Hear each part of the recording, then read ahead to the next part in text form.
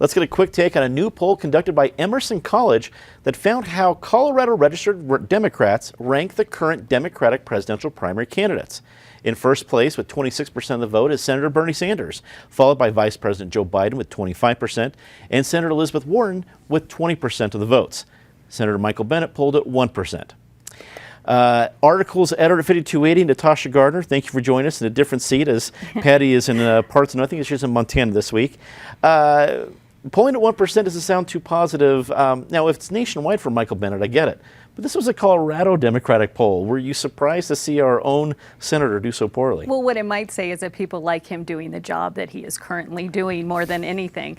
Otherwise, the poll, I think, was exactly what you'd expect. I mean, Bernie did so well here in 2016. And the interesting thing is his supporters never really stopped. After the election, they just kept going. They were very active in the community. So by the time it became official again, they were ready to ramp up their efforts even more. So not surprised by that number, not surprised by Joe getting the numbers that he did, because it's Joe Biden. Everyone knows his name. Elizabeth Warren, of course, has been gaining steam as well, but I don't think any of this is an indication of who Coloradans might actually vote for when we get closer to actually making that decision. I think it's just an indication of who has the most name recognition right now.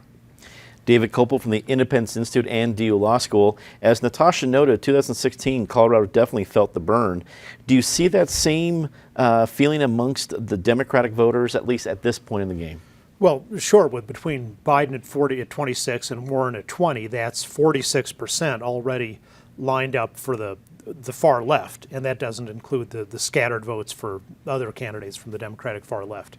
I think it's a probably fairly reliable poll. Emerson College, Nate Silver, who runs the 538 website that does a lot of polling analytics, gives Emerson a B+ based on its long-standing track record of quality. So you could get more accurate, but this seems close enough. And I think that this is really devastating to Bennet, because if you're some guy in New York or California who likes Bennet, you know, if you can't even, you're not even in the top 3 in your own state, you're at 1% in your own state, you're not even cracking 5%, that really looks bad for him. Eric Sonneman, political analyst, this is exactly our game. Did you expect Michael Bennet to do better in his own state? I would have expected him to do somewhat better in his own state, but he has bigger worries right now. His worry is not about the Colorado primary next March. His worry is about the debate in Houston 2 or 3 weeks from now and how to qualify for that, and it looks like he probably won't. I'll agree with one piece of each, Natasha and David. On David's piece, yes, you have nearly 50% of the vote for the 2 most prominent, at least at this point in time, for the 2 most prominent progressive hard left candidates in the race. Probably says something about where Colorado Democrats are right now. And to Natasha's point, I'm not sure any of this is terribly meaningful in late August, when the first voter in Iowa, the first voter in New Hampshire hasn't been heard from. By the time you get to the Colorado primary, this is going to be a momentum play. It's going to be who comes out of Iowa, who comes out of New Hampshire, who comes out of South Carolina, Nevada, etc.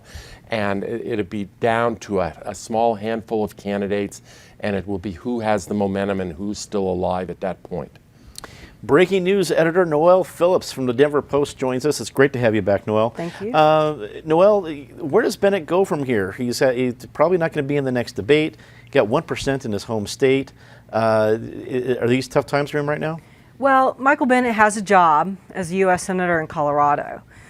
And I joke around and say that running for president's got to be fun, right? You're collecting other people's money to travel the country. People want selfies with you. You eat pork sandwiches at the Iowa State Fair, TV cameras on you. It fills the ego.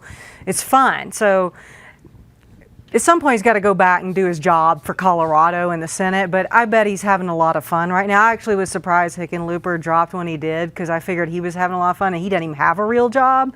And so, like, I just imagine that when you're a politician campaigning for presidents, a lot of fun and that ego really gets satisfied.